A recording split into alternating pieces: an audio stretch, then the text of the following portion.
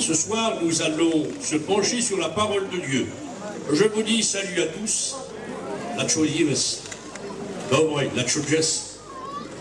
Bonjour à tous.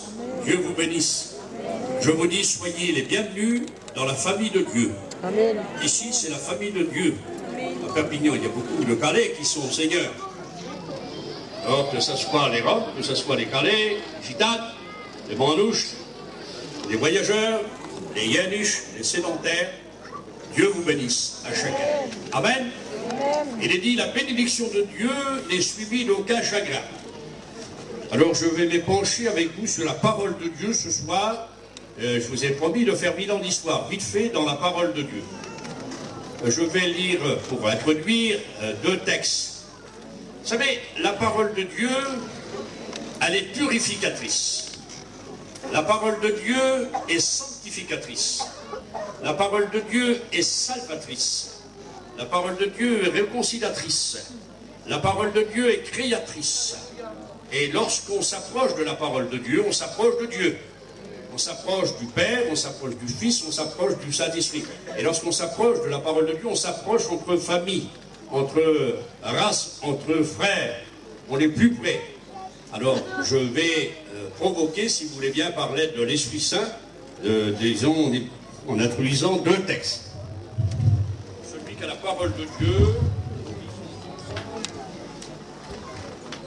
Voilà. Dans Isaïe, chapitre 62. Celui qui a l'écriture. Nous verrons 2 lectures. Alors, Isaïe 61. C'est le texte que j'ai lu hier soir, dit par Jésus dans Luc 4. Et ça a été dit 750 ans avant Jésus-Christ. L'Esprit du Seigneur est sur moi, car l'Éternel m'a oint pour apporter une bonne nouvelle aux pauvres, m'a envoyé pour guérir ceux qui ont le cœur brisé, pour proclamer aux captifs la liberté et aux prisonniers la délivrance, pour publier une année de grâce du Seigneur, de l'Éternel, et un jour de vengeance. Dans Luc, Jésus ne le dit pas, ce jour de vengeance. Donc j'ai prêché hier une année de grâce du Seigneur, en partant de la naissance de Jésus jusqu'à son retour. Et on a donné quelques mots du retour de Jésus-Christ. Nous avons dit que Jésus vient du ciel. Jésus vient prendre son Église. Alors, on va encore lire un texte pour montrer qu'est-ce qui va se passer après l'enlèvement de l'Église. Ça sera le jour de vengeance. Il faut voir la différence entre l'année de grâce du Seigneur, elle se termine lorsque l'Église est enlevée. De la naissance de Jésus, il y a 2000 ans, la période, disons, du ministère du Seigneur, de sa mort, de sa résurrection, de son ascension, de son retour, la période de l'Église de 2000 ans, des apôtres, des pères apostoliques, des pères de l'Église, et jusqu'à nos jours, et l'enlèvement de l'Église. Et après, il n'y a plus l'année de grâce, lorsque le Seigneur a pris son Église. C'est le jour de vengeance, et le jour de vengeance, c'est les 2000 ans. Nous allons le voir, parce qu'il y a le jour de vengeance, mais aussi, il y aura 1000 ans de paix, nous disons, dans le millénium. Mais avant le millénium, vous allez voir ce qui va se passer. Alors, je lis un autre texte, s'il vous plaît. Lisez avec moi dans l'évangile de Matthieu, pour celui qui a la parole de Dieu. L'évangile de Matthieu, chapitre 24, pour celui qui a l'écriture, et verset 1er. Comme Jésus s'en allait à la sortie du temple, ses disciples s'approchèrent de lui pour lui faire remarquer la construction. Alors il nous est dit, voyez tout cela, dit Jésus, je vous le dis en vérité, il ne restera pas ici pierre sur pierre qui ne soit renversé. Il s'assit sur la montagne des Oliviers et ses disciples vinrent en particulier lui poser cette question. Dis-nous quand cela arrivera-t-il? Et quel sera le signe de ton avènement? Quel sera le signe de ton avènement et de la fin du monde? Quel sera le signe de ton avènement et de la fin du monde? Donc ici, dans ce passage très court, le signe de l'avènement et de la fin du monde, il y a 1000 ans. La fin du monde, ça sera dans 1000 ans, après l'enlèvement de l'Église. Alors, le jour de grâce du Seigneur, nous avons dit, il part de la naissance de Jésus jusqu'à l'enlèvement de l'Église. Ce soir, c'est l'enlèvement de l'Église. Les chrétiens ne se préparent pas. Le Seigneur ne vient pas les prendre pour les sauver. Il vient les prendre pour les emmener avec lui, parce que les chrétiens sont sauvés, les chrétiens. On ne se prépare pas, nous. On est prêts. Le texte « prépare-toi à rencontrer ton Dieu », ce n'est pas le texte littéral. C'est « sois prêt ». Il faut être prêt, parce que le Seigneur vient à la vitesse de l'éclair. La vitesse de l'éclair de Matthieu chapitre 24 et verset 27, il y dit, comme par l'éclair de l'Orient il se monte à l'Occident, ainsi sera l'avènement du Seigneur. La vitesse de l'éclair, elle marche 150 000 km à la seconde. Tu as fait 3 fois le tour de la Terre. À cette vitesse-là, tu n'auras pas le temps de te préparer. Il faut être prêt. Un chrétien, il est prêt. Dans ma langue, en manouche, en vieux calot, on dit riche demain, t'es prêt. On ne se prépare pas. On est prêt. Alors ceux qui sont prêts, nous avons dit, Jésus va les prendre. Il vient du ciel. 1 Thessaloniciens, chapitre 4, versets 12 à 17. À la voix d'un archange, au son de la trompette de Dieu, les morts en Christ vont ressusciter. Amen. La résurrection est écrite dans la Bible. 154 fois. 42 fois résurrection. 60 fois ressuscité. Ils vont ressusciter. Total, sur 14 appellations différentes, nous trouvons 154 fois le mot ressuscité dans la Bible. Jésus va ressusciter les morts. C'est écrit. Il est écrit dans Daniel chapitre 12, ceux qui dorment dans la poussière de la terre. Il y a un endroit où on met les morts dans la terre. Sortiront de la terre. Et ceux qui ont fait le bien, les chrétiens, les croyants, ils brilleront comme les étoiles dans le firmament. Jésus dit dans l'évangile de Jean, chapitre 5 et versets 28 et 29, « À ma voix, les sépulcres s'ouvriront et les morts sortiront. Ceux qui ont été intelligents et qui ont fait le bien ressusciteront pour la vie éternelle. » Ici, c'est les sépulcres. Il y a des endroits où on met les morts dans la terre, les autres dans les sépulcres. Il y a des gens qui sont jetés dans la mer. Apocalypse chapitre 20, verset 13. La mer rendra les morts. Les 3 dimensions. Les chrétiens vont ressusciter, tous les croyants. Et nous les vivants. 1 Corinthiens chapitre 15, verset 52. Il est dit, nous serons changés. Et ensemble, nous irons à la rencontre du Seigneur. C'est ce soir l'enlèvement de l'Église. Les chrétiens, Jésus vient. Levez-vous, vous allez partir. Allez, tous les chrétiens qui sont sauvés, les chrétiennes. Levez-vous, s'il vous plaît. Levez-vous, levez-vous.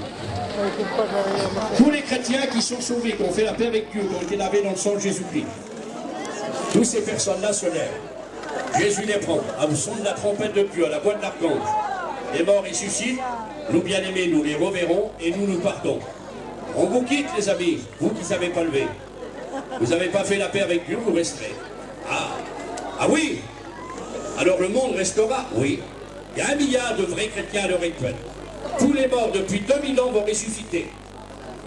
Les croyants de l'Ancien Testament vont ressusciter avec nous. Et c'est écrit dans l'épître, disons, aux Hébreux, chapitre 11, verset 40. Ils viendront avec nous à la perfection, mais eux vont ressusciter comme les amis de l'époux. Nous, on sera l'épouse. Devant le tribunal de Christ, vous avez bien compris, ensuite, on épouse le Seigneur, Apocalypse 19, et c'est le festin des noces de l'agneau. Adieu les amis. On s'en va, nous les chrétiens, les chrétiennes. Le Seigneur nous a pris. Amen. Asseyez-vous. Vous allez frapper, vous qui avez resté, qui n'avez pas donné votre cœur à Dieu. Où il est? Joannette, l'ancien de Perpignan, c'est lui le plus ancien, hein? Les vieux frères, ils sont partis, nous ont quittés, Berriot, Pitou, hein? Nous ont quittés, les frères. Là, nous, et maintenant, il reste encore lui, il reste les autres. Il y a des vieux serviteurs de Dieu, maintenant, de 30 ans, 35 ans, 40 ans. Ça bouge, tous ces serviteurs de Dieu, là. J'aimerais voir combien il y a de serviteurs de Dieu. Levez-vous, là. Les bénisses du Seigneur. Levez-vous, tous ceux qui sont serviteurs de Dieu. Et ceux qui sont candidats, levez-vous, là. Allez, les serviteurs de Dieu, qu'est-ce qui se passe là? Levez-vous, debout. Ça, ces hommes-là que vous voyez, les psaumes 78, verset 70, ils ont été appelés par Dieu le Père. Que c'est beau. Retenez, Éphésiens chapitre 4, verset 11. Ils ont été donnés par Jésus-Christ à l'Église. Ah, il est écrit dans les Actes des Apôtres, chapitre 20, verset 28. Ils ont été établis par le Saint-Esprit. Appelés par Dieu le Père, donnés par Jésus, établis par le Saint-Esprit. Vous pouvez trouver mieux, vous? Non. Dieu vous bénisse, les serviteurs de Dieu. Amen. Dites Amen, bonne chose, je ne vais pas écouter. Vous frapperez, ils seront partis. J'ai mon enfant qui est malade. Parce que les enfants des personnes qui ne sont pas chrétiens resteront avec leurs enfants. Les enfants resteront avec leurs parents. Le Seigneur, ce n'est pas un voleur d'enfants.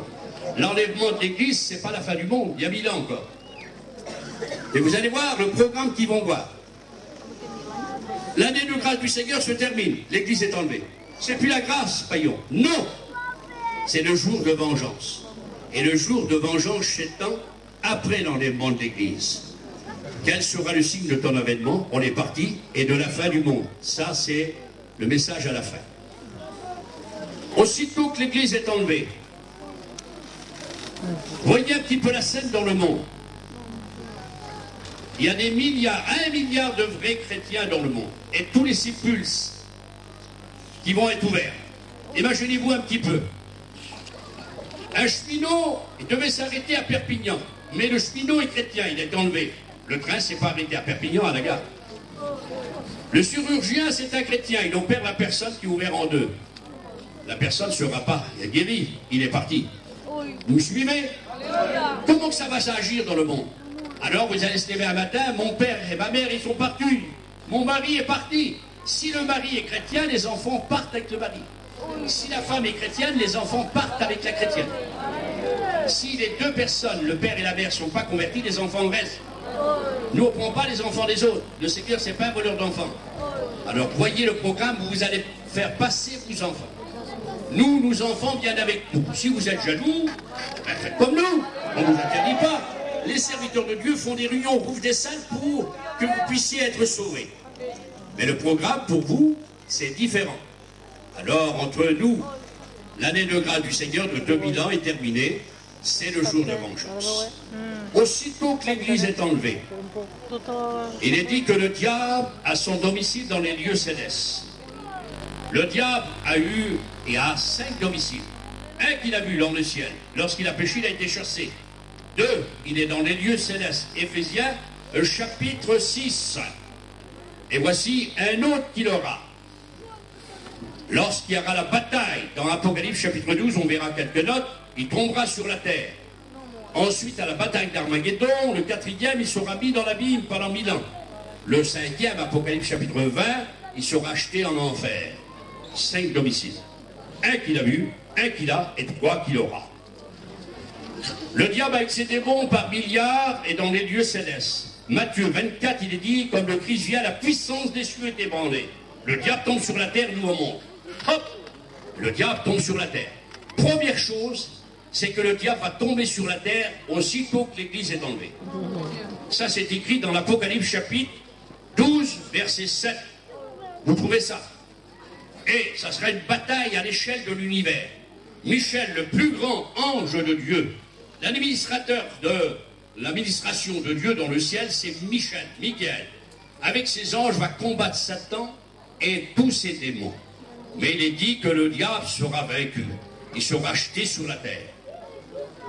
Il se promène sur la terre, Satan. Son domicile est les lieux célestes. Job, chapitre 1, verset 7, il dit, où viens-tu, Satan? Je parcours la terre. Il se promène, mais son domicile est en haut. Mais là, il n'y a plus de domicile, il tombe sur la terre.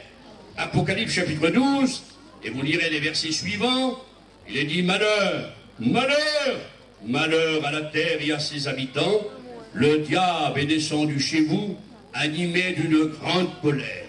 Il y a donc la grande colère de Satan. Là, il est en colère, mais comme il sera sur la terre, c'est ça, la grande colère. Alors nous, on ne sera pas là. On connaît la colère de Satan, le combat. Mais là, ceux qui resteront vont connaître la grande colère de Satan. Voyez le carnage qui se passe. Vous lisez les journaux, vous écoutez la radio, vous voyez la télévision. Guerre, famine, exploitation. Qu'est-ce qu'il y a dans le monde? Vol, adultère, vol, criminalité, les prisons sont trop petites. Les hôpitaux, il n'y a plus de docteurs, il n'y a pas assez de médicaments. Le monde a peur du nucléaire, peur de la maladie, Jamais le monde est atteint. Il y a 520 maladies que les docteurs ne pourront pas guérir. Des microbes. En Afrique, il y a 30 millions qui sont morts du sida. Il y a 30 millions qui sont atteints. Pour vous dire qu'il y aura des phénomènes terribles. Le monde vit dans la peur, la crainte. C'est Satan l'auteur de tous ces plaies. Mais là, jeté sur la terre, malheur à la terre. Mais nous, on sera parti. C'est le jour de vengeance. Le diable sur la terre avec ses démons. En un. En deux, il est dit, retenez chapitre 13 de l'Apocalypse. Il est dit qu'une bête sortira de la mer. La mer relie tous les continents. On ne peut pas aller par la terre, par la mer. Impossible. Par la terre. On va par les îles, les continents, que par la mer. Elle sort de la mer, c'est-à-dire son règne à cette bête. Elle est présentée comme une bête, c'est l'Antichrist. Il faut faire une distinction des prédicateurs, et vous, les chrétiens qui avez de la connaissance, entre l'anté, parce qu'il est écrit dans l'épître de 2 Thessaloniciens, chapitre 2, versets 2 à 8, il faut qu'on ait vu l'antéchrist, l'homme du péché. Ah, vous voyez qu'on va passer par la grande tribulation parce qu'on va voir l'antéchrist. Mais laissez-moi, comme on étudie, ceux qui nous ont quittés n'ont pas gagné avec nous. Il y a l'anté et l'anti. L'antéchrist, c'est avant Christ, sur sa forme politique, on voit le rituel, économique, religieux. Mais comme l'antichrist, antichrist, ça veut dire en grec, contre Christ, c'est prendre la place. Et dans 2 Thessaloniciens, chapitre 2, verset 5, il dit l'Église aura disparu, paraîtra l'anti, pas l'anté. L'anté, c'est avant. L'anti, c'est après, comme l'Église est enlevée. Anté, on voit sur son max politique, religieux. Voyez dans le monde, on appelle ça la trirarchie. Un groupe d'hommes qui se préparent. L'Amérique, vous avez le côté pétrole, le monde arabe, voyez, vous avez l'Europe unie et vous avez la Russie. Le monde en 4 parties est là, représentant les 4 grandes puissances. Alors paraîtra l'Antichrist. Mais nous, on ne sera pas là, on est parti. Diable sur la terre, avec ses démons, l'Antichrist voudra prendre la place du Christ. Et cet Antichrist va apparaître, il apparaît dans l'Apocalypse sur 3 aspects. Un ours, un lion et un léopard. Qu'est-ce que ça veut dire ça? L'ours, c'est la ténacité. Il tient sa proie. Il commence, l'ours, il te prend dans les bras, dans ses pattes, il te mange la tête jusqu'aux pieds. C'est la ténacité. L'Antichrist aura la ténacité. Les personnes qu'il va prendre, ils ne pourront pas échapper. Le lion, c'est la férocité. Il sera cruel, le lion. Le lion est cruel, il mange ses propres enfants. L'Antichrist sera cruel, sans pitié, il sera le fils du diable. Il sera contre Christ. Alors il prend l'aspect du lion, qui est déjà son maître, qui est Satan, le lion rugissant. Et puis après, c'est le léopard. Le léopard, c'est la rapidité. Le règne de l'Antichrist, c'est la férocité, la ténacité et la rapidité, parce que son règne sera que le règne de la grande tribulation, soit 7 ans ou 3 ans et demi. Alors on comprend les 3 aspects des bêtes de l'Apocalypse chapitre 13. L'Antichrist fera des choses extraordinaires. Il se proclamera lui-même Dieu. Alors, il va susciter une deuxième bête. Et la deuxième bête, dans l'Apocalypse chapitre 13, au verset 8 et 9 et 10, vous avez un aspect ici de la deuxième bête qui est le faux prophète. Et elle sort de la terre. Comme la Bible parle de la terre, elle parle d'Israël. Là, c'est une puissance. On pense que le faux prophète sera un juif. On pense. C'est qu'une idée. Mais l'Antichrist, déjà, fera la guerre aux saints. Dans l'Apocalypse, chapitre 13 et verset 5. Alors, il y a des gens qui disent, vous voyez que les chrétiens verront les grandes tribulations, il fera la guerre aux saints. Les saints ici, c'est pas nous, c'est les juifs. C'est les martyrs. Parce qu'il y a 3 groupes dans la Bible qui sont appelés saints. Les anges, Israël et les chrétiens. Il ne faut pas mélanger comme c'est les saints. Les juifs, c'est pas les chrétiens. Ici, c'est les juifs, les saints. Il fera la guerre aux saints et les vaincra. Parce qu'il y a 3 groupes qui sont appelés élus. Les anges, Israël, les chrétiens. 3 groupes sont appelés fils de Dieu. Les anges, Israël, les chrétiens. 3 groupes sont appelés saints. Les anges, Israël, les chrétiens. Il ne faut pas mélanger. Comme c'est les juifs, c'est les juifs. C'est les anges, c'est les anges. Vous suivez? Mais nous, on n'est pas là, c'est pas nous les saints, c'est les juifs. Ils resteront sur la terre. L'Antichrist va agir, il va régner. Son règne sera sur toute la terre. Il est dit dans l'Apocalypse 13, il régnera sur toutes les nations qui sont sur le ciel, tous les peuples, toutes les nations, tous les groupes, sur les 4 continents ou les 5, il va régner. Il établira son règne. Il lui fut donné de dire des paroles arrogantes contre Dieu. Et voici que l'Antichrist va susciter, je vous dis, la deuxième bête qui est le faux prophète. Le faux prophète apparaît dans l'Apocalypse chapitre 13. Et vous suivez les versets 10 et 12 et 13 et 14, 19, vous trouverez ce passage où le faux prophète va établir et va faire des miracles mensongers par la puissance de Satan. À un tel point que le monde entier, dans l'Apocalypse chapitre 13 et versets 1 à 4, vont adorer le dragon qui est Satan, vont adorer l'Antichrist, ils vont l'adorer, ils vont suivre la bête, dit la Bible, à un tel point d'adorer Satan, mes amis. Mais l'Église n'est pas là, nous on est partis, c'est ceux qui vont rester, c'est leur programme, ils l'ont choisi. Alors prendre des décisions ce soir, vous verrez bien. Et le faux prophète va établir une image de la bête et l'adoration de l'image. Et quiconque n'adore pas l'image de la bête sera mis à mort. C'est pas la marque qui donne la mort, non, c'est l'adoration de l'image de la bête. Ensuite, si quelqu'un adore l'image de la bête et le reçoit et adore l'Antichrist, il le prend comme le Christ, alors il va recevoir une marque. Et la marque, on dit c'est 666. Ne vous tracassez pas de la marque. Le 6, c'est pas diabolique, mes amis. Ta voiture est le 6, ta maison est 6. Dieu a créé le monde dans 6 jours. Les apôtres, c'est 2 fois 6. Les 24 vieillards, c'est 4 fois 6. Le 6, c'est l'humain. Mais comme l'humain voudrait être Dieu, l'Antichrist, l'anté, c'est le 6. Mais comme il veut être le 7, c'est l'Antichrist. Il veut être Dieu. Il va dire, je suis Dieu. Dans 2 Thessaloniciens, chapitre 2, verset 1. Et c'est là l'Antichrist. Vous avez compris? Tant qu'il reste le 6. Mais comme il veut être le 7, c'est l'Antichrist. Petit tiroir. Le Christ, il est le 7. Lui, il est le vrai Christ. Mais il s'est fait 6, Inga. Quelle beauté. Pour que, Joannette, tu portes le 7. Toi aussi, toi aussi, toi aussi. Seigneur, il a mis en nous le divin. Il est le 7, il s'est fait 6, il s'est fait homme. 80 fois Jésus a appelé fils de l'homme. Lui qui était Dieu avec Dieu son Père. Pour que nous portons le 7, le divin en nous. Chaque chrétien a le divin en lui parce qu'il possède Dieu le Père, Jésus son Fils et le Saint-Esprit. Ça c'est beau. C'est pour ça qu'on ne voit pas ça.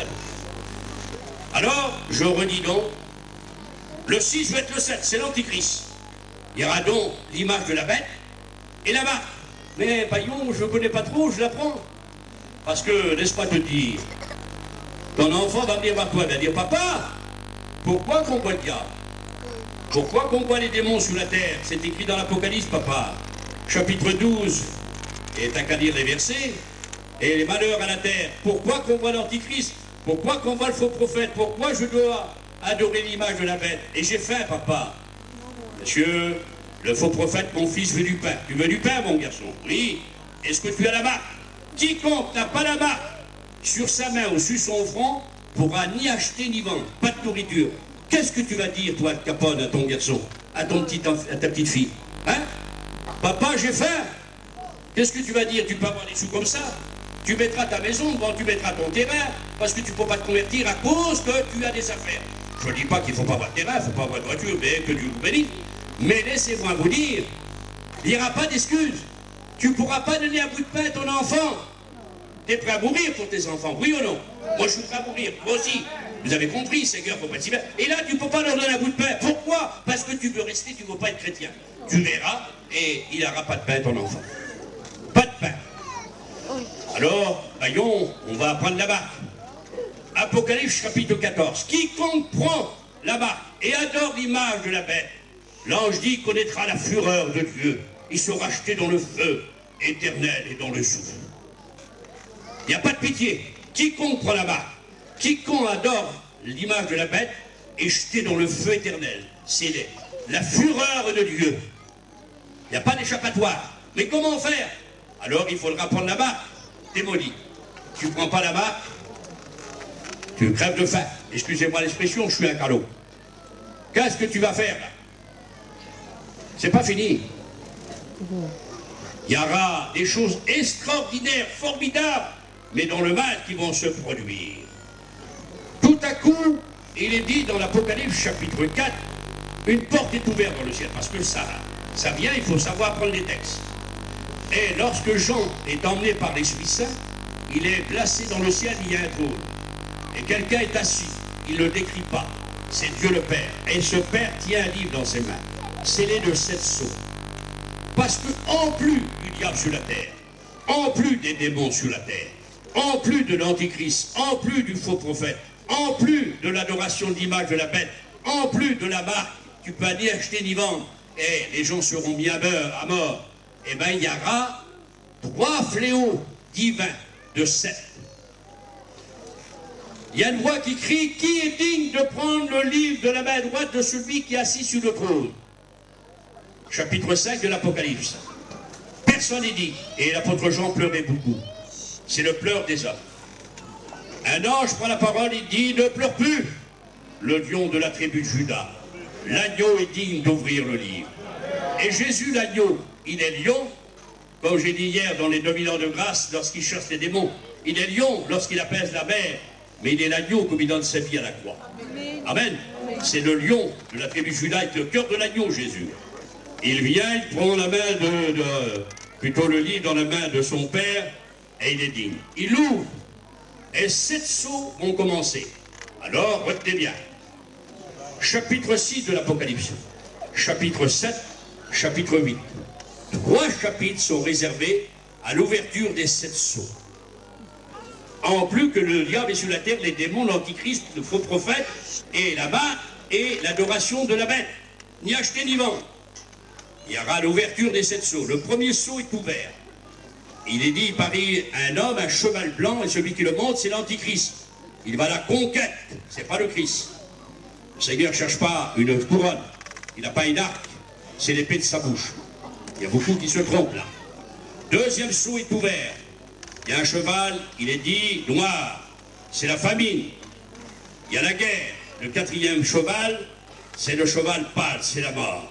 La guerre, la famine, l'antichrist, la conquête et la mort sera sur la terre, ouvert par les sceaux. Ça sera terrible, mes amis. Et tout à coup, les sceaux vont être ouverts un par un. Comprenez-le bien ce que je vais vous dire. Le Seigneur Jésus, depuis qu'il est venu, il a pris l'Église, c'était la grâce. Jésus ne juge pas les hommes, Jésus ne fait pas mourir. Mais là, c'est le jour de vengeance. Parce que la colère de l'agneau, la colère de Dieu, vous la verrez, elle est aussi redoutable, aussi grande que son amour. Celui qui tombe dans les bras de Dieu par son amour, il est sauvé, guéri. Vous avez compris? Mais s'il refuse, il tombera dans les mains du Dieu vivant, dans la fureur de Dieu, dans le jour de la vengeance, c'est la colère. Alors il nous est dit, chapitre 6 de l'Apocalypse, c'est verset 14. Il faut retenir les textes. Il est dit que l'agneau, lorsqu'il ouvrit le 6e sceau, les montagnes vont disparaître. Laissez-moi vous dire, il y a des montagnes qui s'affaissent. Les îles vont disparaître. Savez-vous qu'on pouvait acheter des îles? Savez-vous qu'il y a 30 millions d'îles?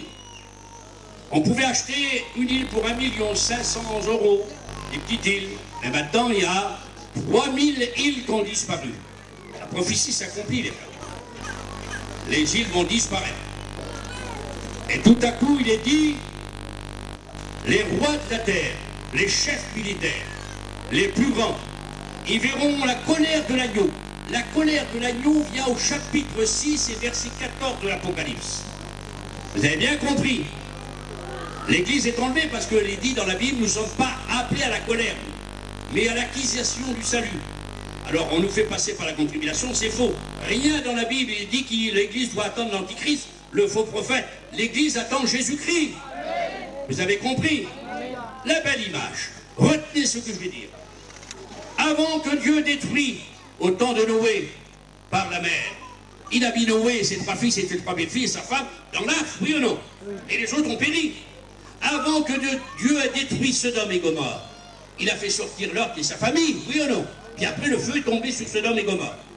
Avant que les Égyptiens périssent dans la mer, qu'est-ce que Dieu a fait? Il a fait passer son peuple à pied sec, et les Égyptiens ont péri.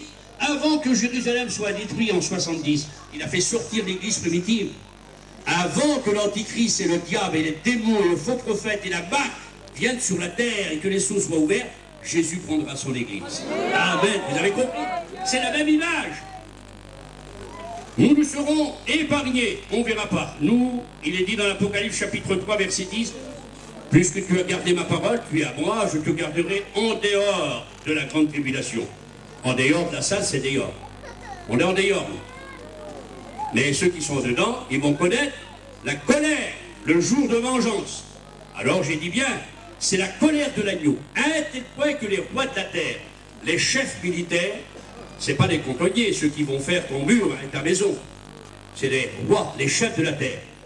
Montagne, colline, tombez sur nous, qu'on ne voit pas la colère de l'agneau, car le jour de sa colère est venu. C'est la colère de l'agneau, mes amis. Et personne ne peut résister devant la colère de l'agneau.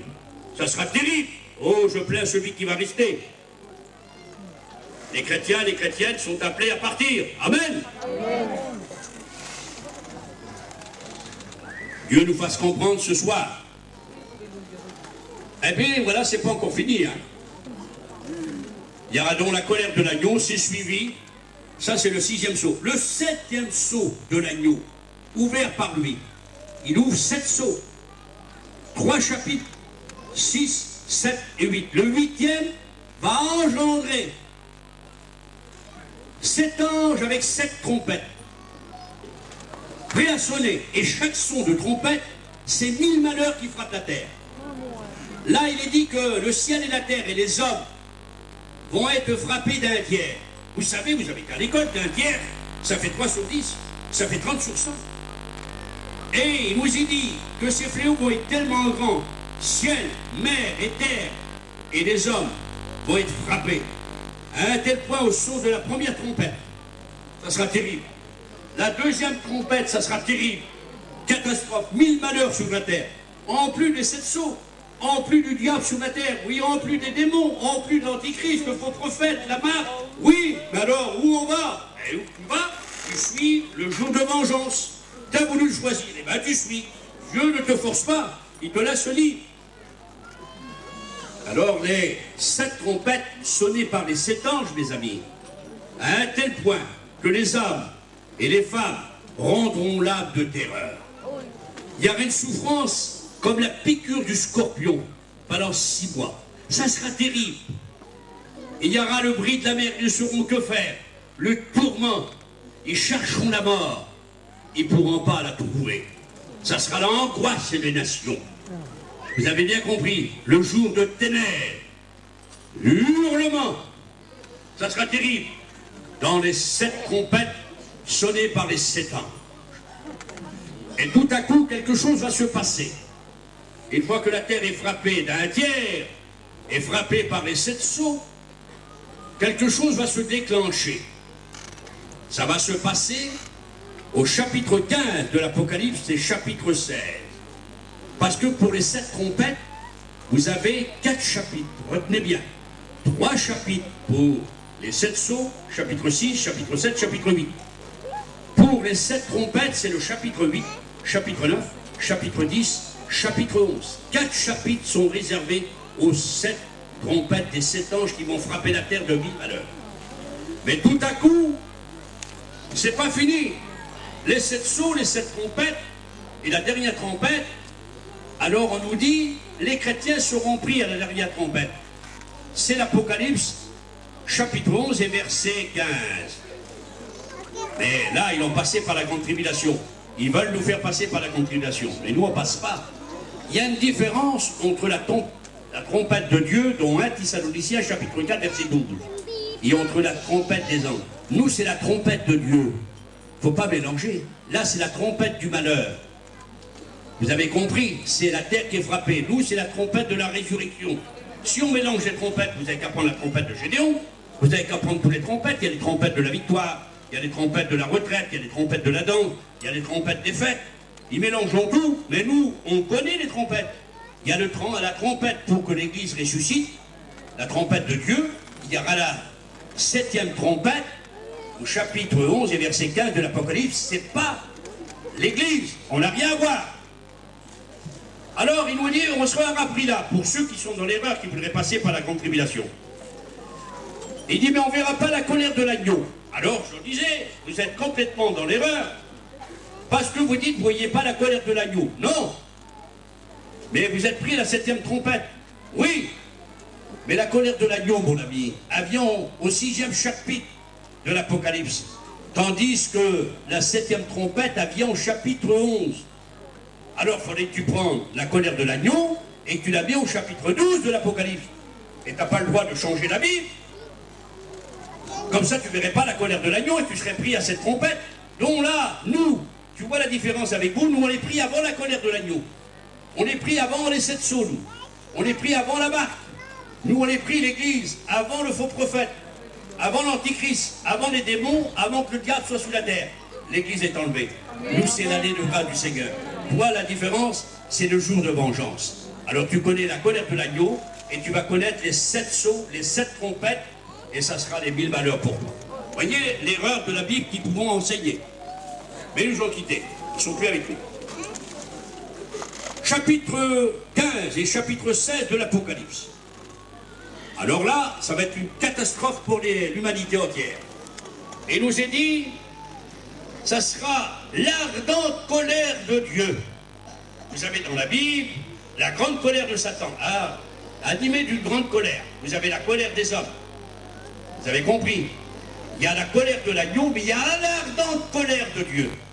Et c'est au chapitre 15 de l'Apocalypse que l'ardente colère de Dieu vient, se manifeste sur la terre.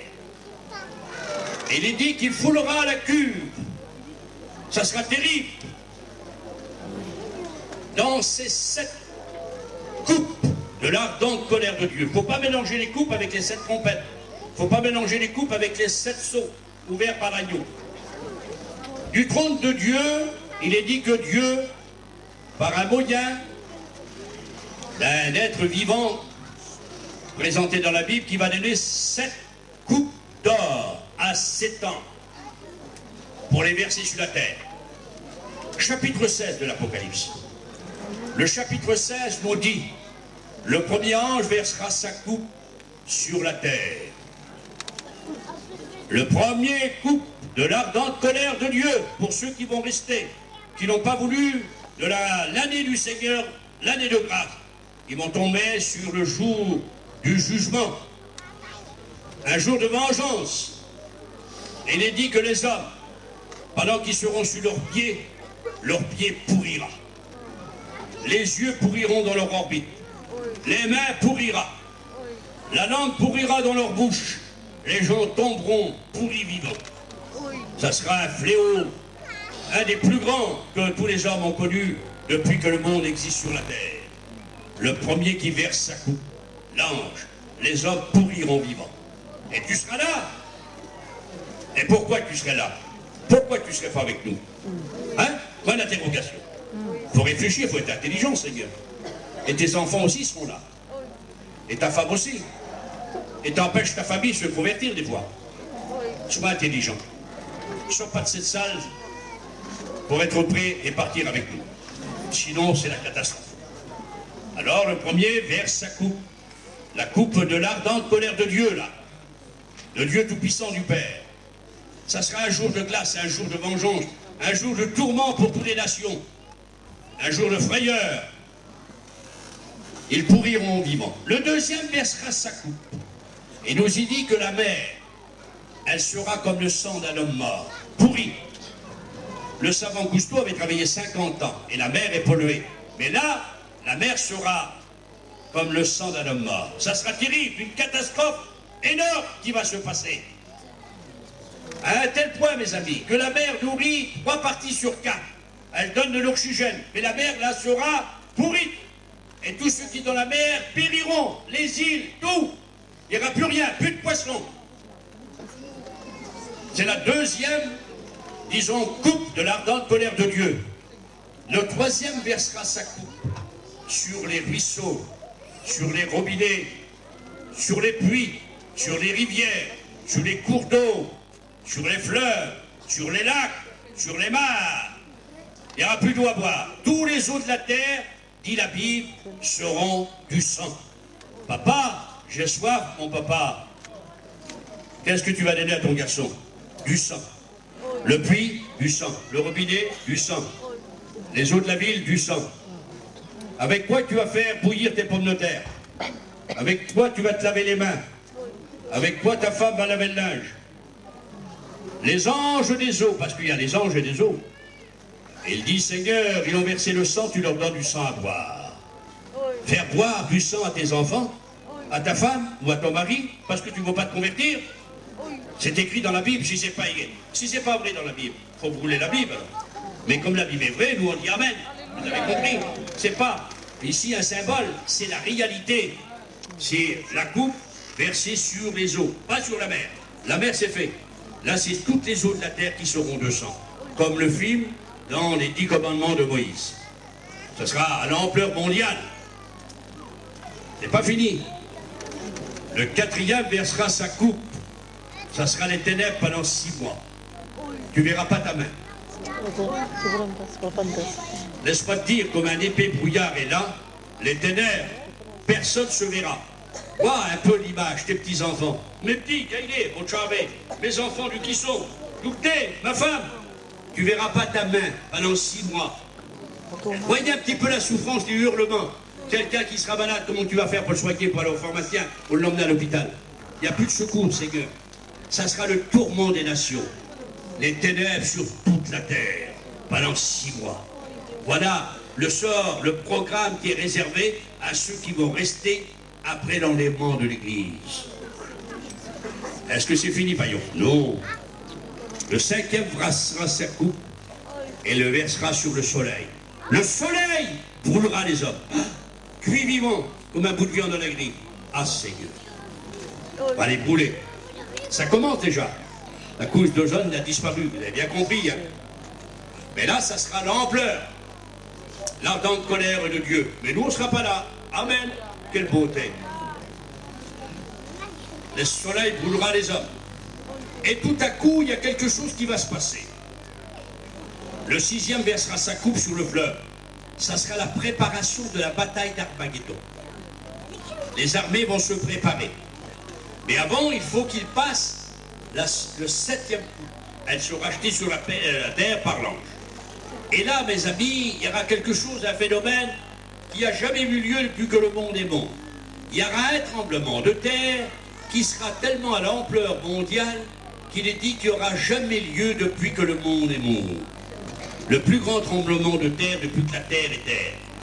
Il y a eu 75 millions de morts depuis Jésus à nos jours par les tremblements de terre. Mais là, ça sera l'ampleur mondiale. Le plus grand tremblement de terre qui aura lieu. Et tout à coup, sur la terre va trembler, les capitales vont tomber. Perpignan va tomber, comme un château de cartes. Paris, New York, Tokyo, Hollywood, toutes les capitales du monde vont tomber comme un château de cartes. Ram!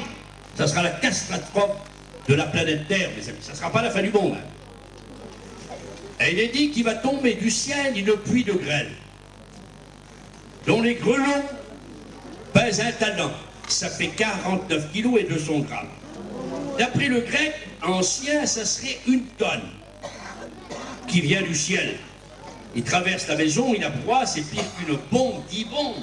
Il n'y a pas une maison qui va rester debout. D'où tu vas faire avec ta femme et tes enfants? D'où tu vas te cacher? Tu auras le temps de te cacher dans les cavernes? Ils ont fait des grands films américains, des planètes qui jettent. Vous avez vu des grêles qui viennent de l'espace, qui tombent sur la Terre. Des grands films américains, vous avez vu ça. Et là, il nous est dit que les gens rendront l'âme de terreur. Vous me direz, Paillon, mais dans la Bible, est-ce qu'il y a des grêles dans le ciel? Retenez, Job, on pense qu'il vivait avant le déluge. Et nous est dit que Job, Dieu dit à Job, ne sais-tu pas le dépôt de grêle que je tiens dans le ciel, dit Dieu à Job. Je les tiens dans le ciel et je les réserve pour les temps de guerre, où je frapperai les nations où je ferai périr les nations et les hommes. Je les jugerai par les grêles. Seigneur. Isaïe dit, l'Éternel, je jetterai des grêles en flammes, et les gens périront. Et là, dans l'Apocalypse chapitre 16, c'est les grêles de 50 kilos ou une tonne qui tombent sur la terre. Je ne sais pas si vous avez suivi, il faut être instruit. Moi, j'ai suivi à la télévision 2005, 2006 et 2007. Les savants, les astronomistes ont découvert une 10e planète. On a le Soleil et les 9 planètes. Mais là, c'est une 10e planète. Allée de glace. Il avait découvert un amas de glace déjà. Mais là, c'est une planète de glace qui approche de la Terre. Les savants ne se trompent pas. Ils l'ont passé 3 fois à la télévision pendant 2 heures. Pendant, je vous dis bien, en 2006, en 2005, 2006, 2007. J'ai tout suivi. Et cette planète de glace approche la Terre. On a trouvé, les savants, la glace. La Bible parle que les grêles vont tomber sur la Terre. Ça s'accorde très bien. Vous avez compris, les amis. 50 kilos qui vont tomber sur la Terre. Les grêlons, ils vont donner la mort aux hommes. Ça sera une catastrophe à l'ampleur mondiale. Et les gens ne sauront que faire, ils rendront l'âme de terreur. Et tout à coup, quelque chose va se passer. Le royaume des ténèbres, qui est l'antichrist, le faux prophète, le diable avec ses démons, et tous les gens qui vont le suivre, qui ont la marque, et qui adorent l'image de la bête, vont se préparer pour faire la guerre aux Juifs. La femme dans l'Apocalypse, la femme c'est Israël. Et la terre, elle protège la femme, c'est Israël. Tous les Juifs devront se réfugier en Israël. Les prophéties de la Bible, je rassemblerai mon peuple.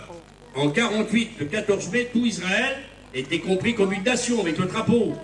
Hein? Ils ont proclamé la nation des Juifs. Mais tous les Juifs devaient venir. Mais il y a 5 millions de Juifs à New York. Il y en a autant qu'en Israël. Mais là, dans la grande tribulation, les Juifs persécutés par l'Antichrist, le diable, le faux prophète, alors ils fuiront dans leur terre.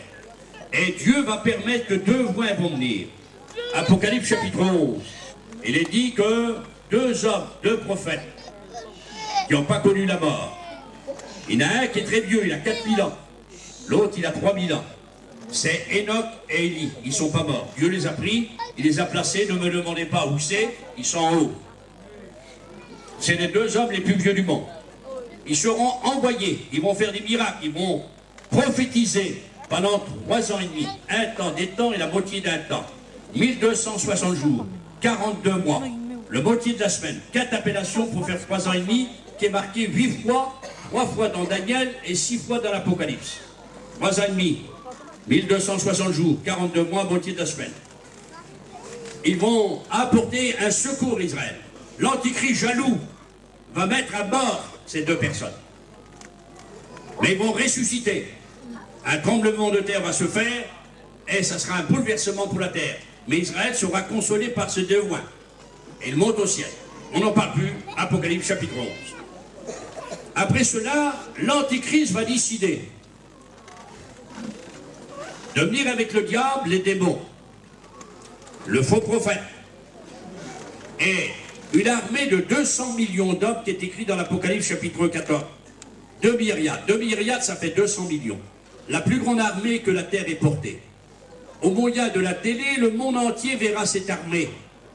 Dans l'Apocalypse chapitre 19, il est dit que 13 groupes, les grands, les petits, ceux qui montent les chevaux, les esclaves, les lits, seront derrière l'Antichrist, derrière le diable et les démons, pour faire la guerre. Ça ne sera pas la guerre des nations, ça sera toutes les nations de la terre gouvernées par l'Antichrist, le diable, et le faux prophète contre une seule nation, les Juifs. Les Juifs, au milieu de la semaine, avant ils ont accepté, disons l'Antéchrist comme Messie, mais dès qu'il s'est proclamé Dieu, les Juifs se retirent. Et c'est là qu'il y a les martyrs. C'est là qu'il y a des gens qui vont refuser la marque. Ça sera les martyrs de la grande tribulation. Et les Juifs seront mis à mort. Mais une partie des Juifs sera dans leur pays. Alors, je reviens donc pour vous dire que l'Antichrist voudra effacer ce que Napoléon n'a pas pu faire, ce qu'Hitler n'a pas pu faire, ce que Charlemagne n'a pas pu faire. Tous les grands du monde en voulaient effacer Israël. Et là, ça sera le vœu de toutes les nations. effacer ce peuple. Alors Dieu leur donne un rendez-vous. Le rendez-vous de Dieu avec le diable, les démons, l'antichrist, le faux prophète et tous les 200 millions et toute la terre qui seront derrière au moyen de la télé. C'est pas la fin du monde. Hein. Ce rendez-vous est en Palestine. Au-dessus, c'est de la Galilée, à 180 km de Jérusalem. Il y a la vallée de Israël. Lorsqu'on part de Jérusalem, on se dirige sur Tel Aviv. On fait une trentaine de kilomètres, on tourne à droite. On passe par la Samarie. Samarie, il y a 80 km de Jérusalem. On passe par la vallée de Dothan. Et lorsqu'on passe par la vallée de Dothan, à droite, il y a les montagnes Gelboa, où Saül a perdu. Sur le flanc de cette montagne, il y a le petit village de Naïm, où Jésus a ressuscité le fils de la veuve de Naïm. À gauche, il y a les écuries de Salomon, Megiddo. Et là, il y a la montagne du Carmel, qui s'étend jusqu'à Haïfa. C'est la montagne du Carmel. Et là, devant vous, il y a une plaine, la vallée de Jisraël. Il y a eu des grandes batailles. Et cette plaine s'appelle la vallée d'Armageddon. En hébreu, ça veut dire montagne du massacre. 35 km de long, 25 km de large. Dieu leur donne rendez-vous. Je vous rassemblerai, dit Dieu, à Armageddon. Où c'est écrit dans la Bible? Apocalypse, chapitre 16, verset 16. Le rendez-vous de Dieu. Apocalypse 16, verset 16. Alors il se dirige. Mais déjà, il a passé sur Jérusalem, l'Antichrist. C'est écrit. Il est écrit dans Jacabi, chapitre 14. Je rassemblerai toutes les nations pour qu'il attaque Jérusalem. Jérusalem se rassemble. Et vous fuirez dans mes montagnes. Israël quitte Jérusalem. Un massacre se fait par l'Antichrist. Ils s'enfuient à 180 km à Armageddon. Mais l'Antichrist, avec le diable, les démons et le faux prophète, 200 millions d'hommes suivent et ils voudront les massacrer. Le petit troupeau de chèvres qui est Israël devant la face de 200 millions d'hommes, à la vue du monde, qu'est-ce qu'elle peut faire? Et il nous est dit qu'Israël va se tourner vers Dieu. Elle va invoquer son Dieu. Alléluia. Elle va dire, Seigneur, nous t'avons méprisé. Maintenant, on se tourne vers toi. Alors il dit, je me pencherai sur Israël. Je penserai leur plaie. Ah, c'est beau. Je vais les sauver. Et presque le petit troupeau, Israël, faut pas oublier, mes frères, les patriarches étaient des juifs. Les prophètes étaient des juifs. Les sacrificateurs étaient des juifs. Ceux qui ont écrit la Bible, ce sont des juifs. Jésus est un juif. Son père adoptif est un juif. Sa mère qui l'a mis au monde, c'est des juifs. Les apôtres étaient des juifs. L'église primitive, ce sont des juifs. On ne peut pas. Celui qui bénit Israël est béni. Tu touches Israël, tu touches la prunelle de ton œil. Hitler a voulu toucher, il en a tué 6 millions. 7 millions, 500 000 Allemands ont péri. Ruinés, des millions de veuves, d'orphelins, une dot de guerre jusqu'à maintenant. Ah, on ne touche pas Israël. 110 millions d'Arabes contre Israël. Ils n'ont pas gagné en 67. Israël, Dieu est avec eux. Amen. Ce petit troupeau prête, mis à mort. Le monde entier, effacé Israël, mort aux Juifs de tout temps. Pendant la guerre, on disait, Youd, allez dans les camps, Schwarzigan, 1 million, 6 millions de Juifs ont été compris dans les fours, 1 million ont péri chez nous. Et là, ils sont là, Zinda. Et tout à coup, presse à accomplir son vœu, Satan avec ses démons et l'antichrist et le faux prophète, et 200 millions d'hommes et tout le monde qui se réjouit, et nous est dit que le ciel va s'ouvrir. Axe. Le ciel, une étendue que toute la terre entière vont voir apparaître quelqu'un. Ah, c'est beau. Jésus va apparaître. Il vient du ciel. Apocalypse chapitre 19, tu trouves ça. L'Éternel mon Dieu paraîtra avec ses saints. Zacharie chapitre 14 versets 2 à 5. Le ciel s'ouvre et Jésus est monté sur un cheval blanc. Amen. Le monde entier le verra au moyen de la télé, l'antichrist, le faux prophète. Imaginez-vous, ça sera grandiose. Mais il nous est dit que les anges seront avec lui. Mais il a une armée derrière lui. Une armée revêtue de félins blancs. Montant, ils sont montés sur les chevaux blancs. Des millions, des milliards, c'est les rachetés, c'est l'Église, c'est les Juifs sauvés, c'est tous les rachetés. Derrière lui, alors il nous est dit que les gens qui veulent passer par la grande, on sera pris là. Mais non, On est derrière lui, on est intronisé dans la gloire, on est glorifié, on l'a en blanc. Alors imaginez-vous, pour habiller ces hommes, le tissu qu'il faut, le satin qu'il faut. Seigneur, chacun aura sa robe blanche, monté sur un cheval blanc. Le Seigneur devant et les anges avec nous. Le monde entier le verront, mais c'est pas possible.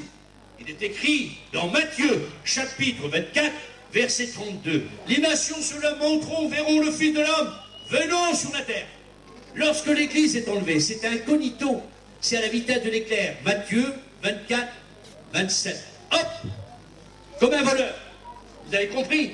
Il n'y a qu'un retour, mais il se fait en deux faces. Il prend l'Église, deuxième face, après la contribulation, le Seigneur apparaît, vient du ciel, avec les chrétiens, avec tous les croyants, montés sur des chevaux blancs. On arrive. Alors l'Antichrist, il est dit qu'il fera la guerre. Et un moyen de la télé, le monde entier le verra. Voilà, il va être vainqueur. Il a été toujours vainqueur, l'Antichrist. Le diable. Regardez ce qui va se passer. L'Antichrist sera pris par l'agneau, par Jésus-Christ, glorifié. Il redevient le lion. Il est dit dans l'Apocalypse, son vêtement est teint de sang. Il est monté sur un cheval blanc. La belle image. Dans l'Ancien Testament, lorsqu'un roi était proclamé, il montait sur un petit bourricot. Jésus est venu il y a 2000 ans, montant sur un petit bourricot, il a dit, voici le roi. C'était le roi proclamé, même dans l'Ancien Testament. Mais lorsque le roi montait le cheval blanc, c'était pour la guerre. Jésus, il y a 2000 ans, il est venu monter sur un petit bourricot pour le roi de ton salut, pour te sauver à toi, qui n'est pas pris avec l'Église, pour nous sauver à nous. Il y a 2000 ans, l'année de grâce du Seigneur.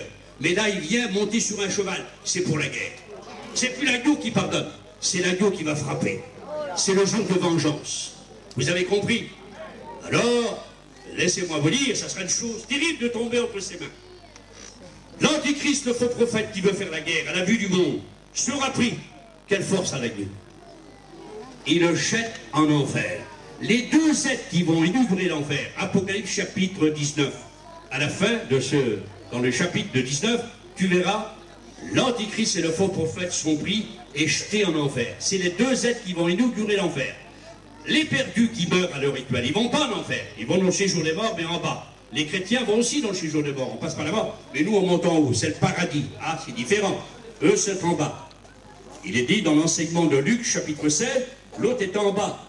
Il est dit que Lazare était dans le sein d'Abraham en haut. Nous, on est en haut, mes frères, lorsque le chrétien meurt. Les autres perdus, ils sont dans la dèche, le Sheol, qui est marqué plusieurs fois dans la Bible.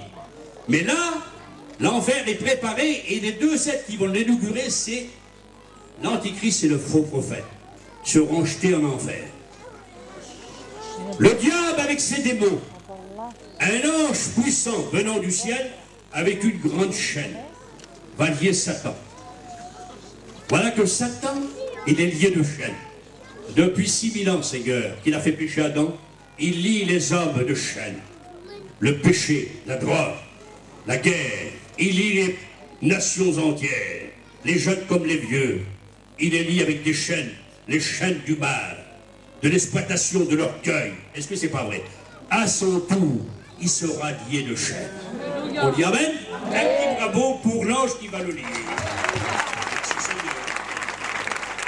Et il sera pris et jeté dans l'abîme. Lui qui veut que tous les hommes viennent dans l'abîme avec lui, il sera mis dans l'abîme avec ses démons, enfermé pour 1000 ans. Et la porte sera scellée dans l'abîme, le puits de l'abîme. Il sera dans l'abîme pendant 1000 ans, Satan avec ses démons. L'Antichrist, le faux prophète, dans le feu. Et les 200 millions d'hommes, ils seront mis à mort par l'épée qui sort de la bouche de l'agneau. 200 millions vont périr d'un seul coup. On va enterrer les morts pendant 6 mois, dit l'Écriture. Il y aura du sang sur 35 km. Alors, il y a des gens qui mèchent sang parce que les savants ne sont pas d'accord. Et moi non plus, mais on a trouvé, j'ai trouvé.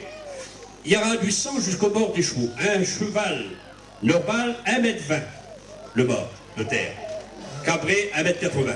Il ne peut pas avoir du sang sur 35 km pour 200 millions d'hommes. Il faudrait le sang de toute l'humanité. Alors, scientifiquement, ça ne colle pas. Mais j'ai trouvé dans la Bible, faut méditer, hein. On se laisse pas avoir. J'ai trouvé dans la Bible, l'Éternel dit, à Armageddon, je renverserai le cavalier et son cheval et tous les deux leur auront la tête dans le sang. C'est tombé à terre.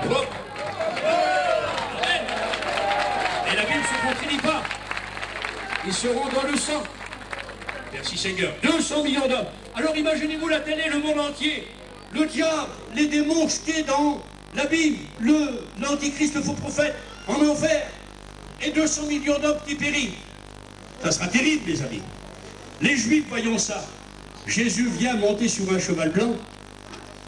Mais un mystère se fait. Il vient avec ses mains et ses pieds percés. Pourquoi? Le mystère du Christ. Il revient avec ses mains percées. Pourquoi? Parce que vous, les chrétiens, vous avez témoigné que le Christ a vu ses mains percées, son côté, ses pieds. On vous a pris pour des fous, les prédicateurs. C'est vrai, à moi aussi. Mais c'est vrai ce que nous prêchons. À la face du monde. Et les Juifs verront le Messie souffrant.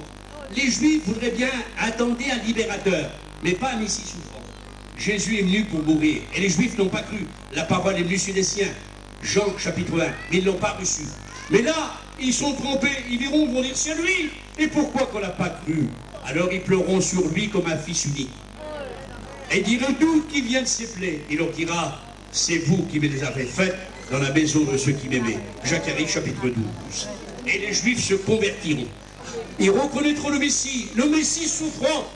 Il faut que les Juifs acceptent le Messie souffrant. Quiconque n'accepte pas le Messie souffrant ne peut pas aller au ciel. Vous avez compris? Nous, on l'a accepté la mort et la résurrection du Christ. C'est les deux colonnes du salut. Les Juifs, pareil. Et c'est pour ça qu'on ne voit pas tout ça, nous. Mais les Juifs verront tout ça. Alors les Juifs se convertissent. C'est la conversion nationale d'Israël. Il ne faut pas mélanger. Les Juifs se convertissent de temps en temps à la Pentecôte, c'était les Juifs. Mais là, c'est la conversion nationale. Elle est écrite dans le chapitre 11 du livre de Romains, et verset 26. Je répondrai sur eux à l'esprit de grâce, et tout Israël sera sauvé. Conversion nationale. Amen. Alors les Juifs convertis, le diable et les démons dans la Bible, l'antichrist, le faux prophète, dans le feu, les 200 millions d'hommes morts par l'épée qui sort de la bouche. Le Seigneur sera le roi. Et là, avec son église, parce que nous, on ne met pas ses pieds sur la terre. N'oubliez pas, Jésus ne vient pas à Jérusalem tout de suite. Il vient à Armageddon, Apocalypse 19, pour combattre l'antichrist, le diable et toute leur armée. Et là, lorsqu'il a fait le travail, qu'il a jeté l'antichrist, le faux prophète, dans le feu, qu'il a jeté le diable et ses démons dans la Bible, et qu'il a détruit 200 millions d'hommes, et que les Juifs sont convertis, le Seigneur se transporte à Jérusalem. 190 km on fait avec lui. Ah! Et là, on vient à Jérusalem. Et il est dit que le Seigneur posera ses pieds sur la montagne des Oliviers. Zacharie, chapitre 14, versets 2 à 5. Hop, on met nos pieds sur la terre. Dès que le Seigneur met ses pieds sur la terre, un tremblement de terre va se faire. Israël sera balayé et nettoyé. Parce qu'Israël, et surtout Jérusalem, elle a été détruite 18 fois. On l'a rebâti sur Jérusalem. Pour retrouver les fondements, il faut creuser. J'ai eu le privilège, moi, de voir 18 mètres de profondeur dans le temple, et aussi d'où il y avait le temple, au mur de lamentation. 18 mètres de haut, 18 mètres de profondeur. Il y a des pierres qui faisaient 200 tonnes, 500 tonnes. Plus gros que des pierres d'Égypte. J'ai eu l'occasion, moi, de voir le trou et de descendre. Mais maintenant, tu n'as plus le droit. En 73. Donc, Jérusalem nettoyée, les anciens fondements arrivent. Et le temple sera bâti par les Juifs convertis dans la Nouvelle Alliance. Parce qu'il y a des gens qui prétendent que le temple va être bâti maintenant. C'est impossible de bâtir le temple. Si tu touches la mosquée d'Omar, qui est le deuxième lieu de pèlerinage après la Mecque, tu as 168 millions d'Arabes contre toi. Et eux, ils ont le pétrole. Si on touche le pétrole, l'Occident, la France, l'Angleterre, l'Allemagne, tous les pays d'Europe, on revient 750 ans en arrière. C'est pas eux qui vont toucher ça. Et tu as 1,5 milliard d'islamistes contre toi. Il faut être intelligent. Et là, il faut que ce soit le Messie qui détruit Jérusalem, fondée par eux. La mosquée d'Omar va sauter. Elle a été bâtie en 696 par un sultan. Et là, on va sauter. Et les anciens fondements vont paraître.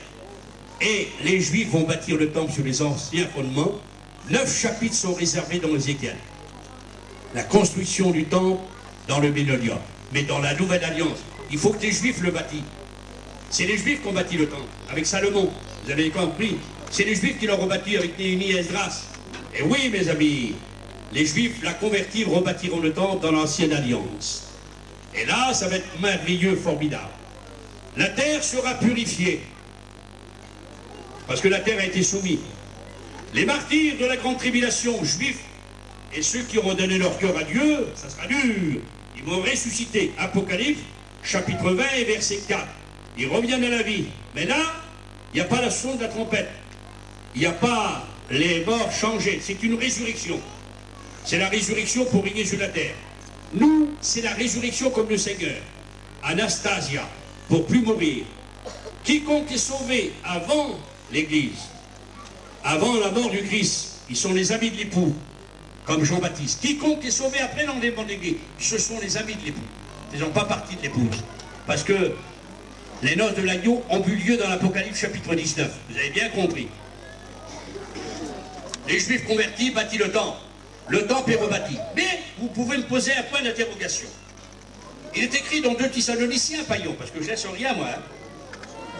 J'ai tout là. Comment que ça se fait que l'Antichrist va s'asseoir dans le temple? Dans 2 Thessaloniciens, chapitre 2, verset 5. Se proclamant Dieu.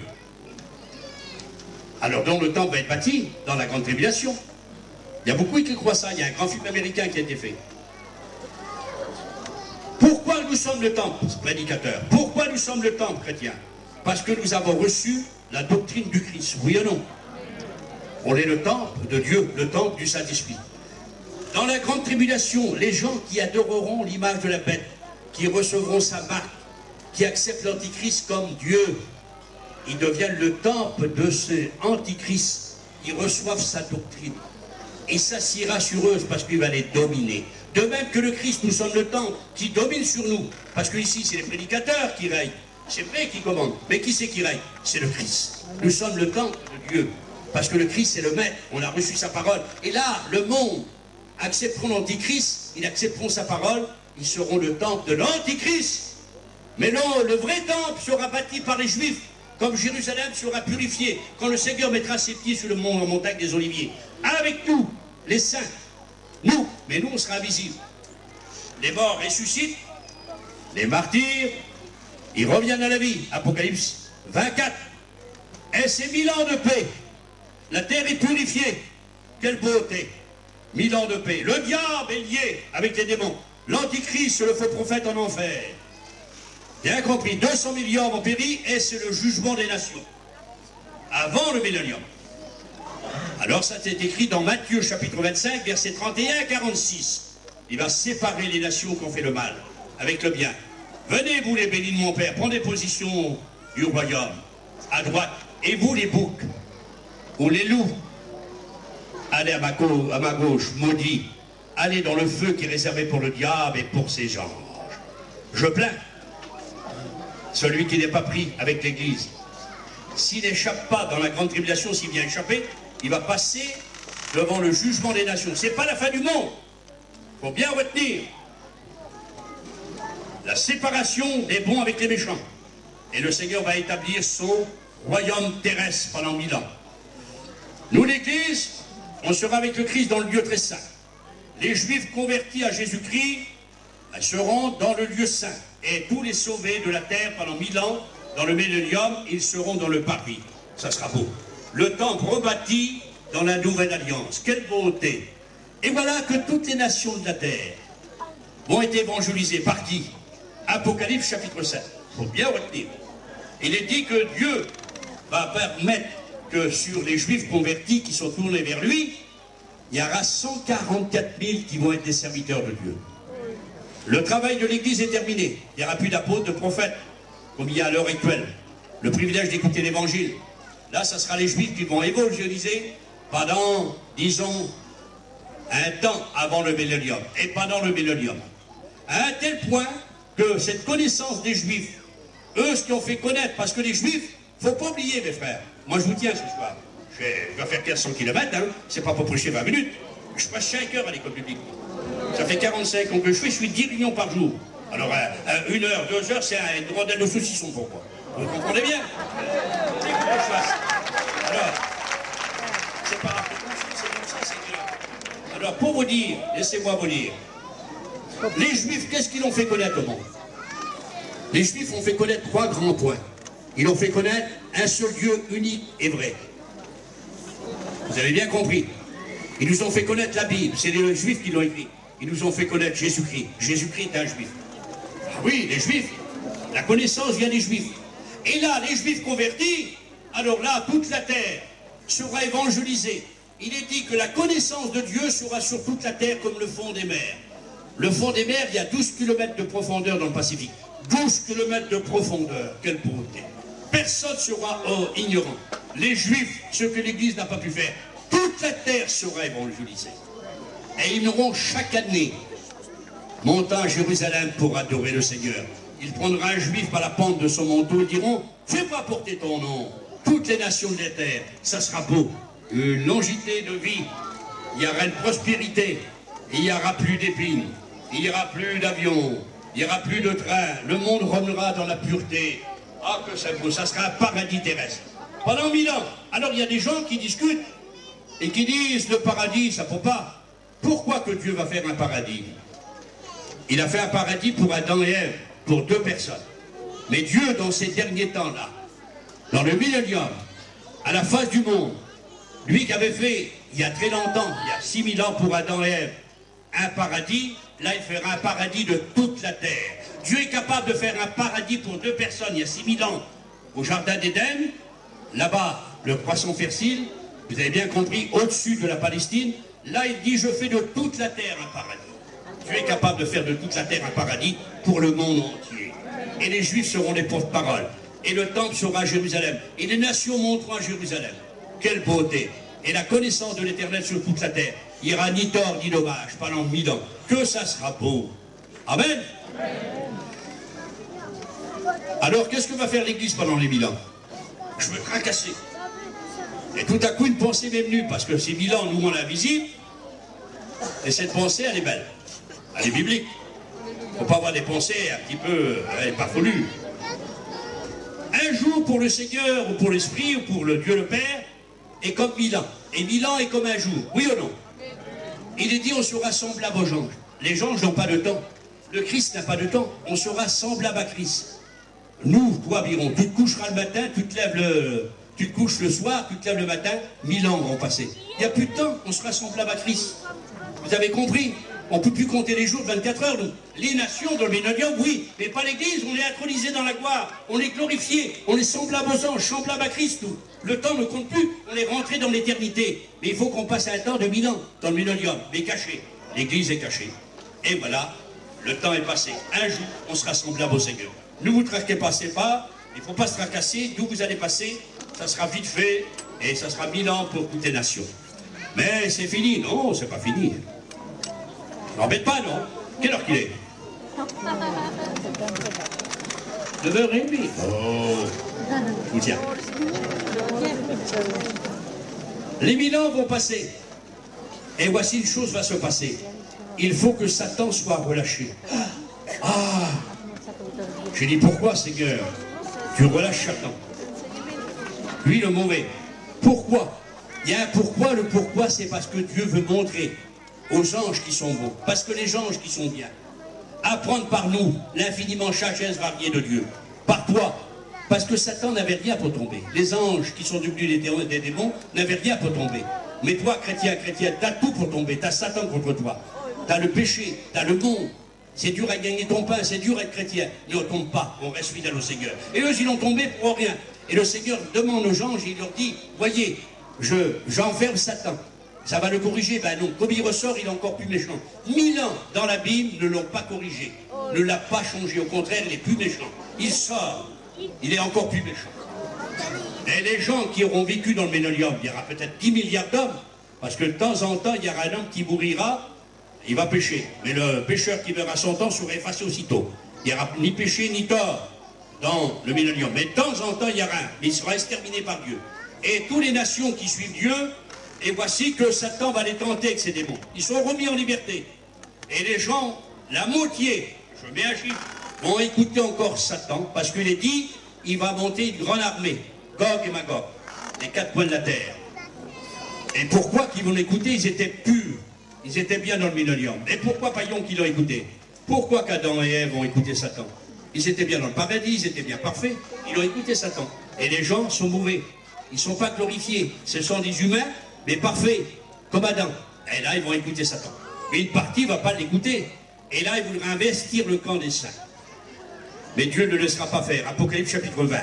Le diable avec ses démons. Lui qui a été relâché de l'abîme, il séduit les nations. Il veut détruire les saints, Israël et ceux qui vont rester fidèles dans le millénium. Il est dit qu'un feu descend du ciel et Satan et ses démons sont jetés en enfer. Ah, c'est plus dans la Bible. Où il y a déjà l'antichrist et le faux prophète mis là avant. Lui, il est jeté là, dans le feu éternel. Il avait été lié pendant 1000 ans, maintenant il descend, il est en enfer. Ça sera terrible. Merci Seigneur, parce que le Seigneur a toujours le dernier mot. Et tout à coup, dans l'Apocalypse chapitre 20, et à la fin, chapitre 21, c'est le grand trône blanc. Il est dit, toutes les morts depuis la création du monde vont ressusciter. Ils vont sortir des sépulcres. C'est écrit dans Daniel, ceux qui ont fait le mal ressusciteront pour le jugement. Et c'est écrit aussi dans Jean, chapitre 5, verset 28. Ils vont ressusciter pour être jugés et être condamnés. L'homme est coupable, il est pécheur. S'il est coupable, il est redevable. S'il est redevable, il est inexcusable. S'il est inexcusable, il est condamnable. S'il est condamnable, il est perdu. Alors là, il n'y aura personne de sauvé. Parce que s'il y a quelqu'un de sauvé à la fin du monde, Dieu l'aurait sauvé avec Israël. Ou l'aurait pris avec l'Église, ou avec les martyrs. Là, il n'y a personne de sauvé. C'est pour être jugé et condamné. Dieu assis sur son trône. Il est dit, le Père et le Fils seront assis sur un grand trône blanc. Alors je vais poser la question, Seigneur, pourquoi un grand trône? La réponse était directe. Eh bien parce que païen, je suis un grand Dieu. Voilà pourquoi un grand trône. Amen. Un grand Dieu. Mais pourquoi un trône blanc? Parce que la réponse, païen, je fais rien dans le noir. Dieu agit dans le blanc. Même le jugement dernier, la condamnation des hommes, Dieu, c'est justice. Avant de les jeter en enfer, ils passeront devant le jugement. Et les gens verront qu'ils sont coupables. C'est pas la cause de Dieu. Alors Dieu, pour leur montrer ce grand trône blanc, 3 livres seront ouverts. La Bible, il l'a écouté, Seigneur. Où c'est écrit? Jean chapitre 12, versets 46 à 48. Jésus dit, à la fin du monde, c'est ma parole, l'évangile, qui jugera le monde. Il l'a écouté. Où? À Perpignan. C'était le 20, non, le 21 et le 22. Hein? Aujourd'hui, c'est le 1er mars 2009. Écoutez, 2e livre, le livre des œuvres. Ces œuvres sont mauvaises, ils n'ont pas été effacées. Tous les hommes ont des œuvres mauvaises. Et vous les chrétiens, mais nos œuvres mauvaises, le sang de Jésus nous a lavé à nous. Amen. Un petit bravo pour le sang de Jésus. On était noirs, maintenant on est blancs. Amen. C'est ça qui est beau. Mais les autres n'ont pas passé par le sang de Jésus, alors ils sont noirs. Ils seront jugés par le livre des œuvres mauvaises. Le 3e livre, c'est le livre de la vie. La page blanche. Tous les chrétiens, les chrétiennes qui ont été lavés dans le sang de Jésus-Christ, leur nom est écrit dans le livre de vie. Et Jésus a dit, je confesserai leur nom devant mon Père et devant les gens. On sera confessé. Quelle bonté, Seigneur. Mais voilà, celui qui n'a pas voulu Jésus, son nom n'est pas écrit. La page est blanche. Il y avait de la place. Alors, ils seront jugés par 6 groupes. Au temps de la conscience, 2500 ans, d'Adam à Moïse. Il y a 2500 ans, mes amis. Les patriarches, Abraham, Isaac, Jacob, Noé, jugera ses contemporains. Moïse, 1500 ans de loi. De Moïse à Jésus, ils seront jugés par la loi, par les prophètes, par les rois. 3e groupe qui va juger le monde, ce sera l'Église. Pendant 2000 ans. Ensuite, les martyrs de la grande tribulation, les Juifs dans le millénium, et ceux qui vont rester fidèles à la fin du millénium. 6 groupes seront là comme des témoins pour juger le monde. Nous jugerons le monde, c'est écrit dans 1 Corinthiens, chapitre 3 et verset 6. Vous ne savez pas que nous jugerons le monde et les démons, on jugera le monde. Voyez un petit peu, c'est écrit. Alors le monde sera jugé et condamné par les 6 groupes, par le Père. Dieu jugera le monde. Il est écrit dans les Actes des Apôtres, chapitre 22, verset 17. Oh, le chapitre 17, plutôt verset 22, jusqu'à 35. Dieu jugera le monde par l'homme qu'il a désigné. Jésus jugera le monde. La Bible jugera le monde, le livre des œuvres, le livre de la vie. Et nous aussi, on jugera le monde. Les 6 groupes. Et les gens seront inexcusables. Ils vont passer devant le grand trône blanc pour être condamnés. Et là, il est dit, jetez-les en enfer. L'Apocalypse, chapitre 20.